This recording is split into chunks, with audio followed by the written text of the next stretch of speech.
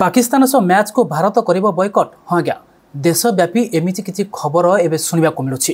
काहेकि आसंता काली अर्थात रविवार एशिया कप रे सबुठारु बड़ हाई वोल्टेज मैच अछि। अर्थात दुई पारंपरिक प्रतिद्वंदी भारत पाकिस्तान को भेटिबा को जाउछि। किंतु पहलगाम अटैक परे भारत पाकिस्तान सह कोनोसी मैच न खेलिबा पई एबे साधारण जनता दाबी करछन्ती। अर्थात देशर कोण अनुकोणरू एभली विरोधाभास आसुछि कि भारत पाकिस्तान सहित कोनोसी मैच न खेलु।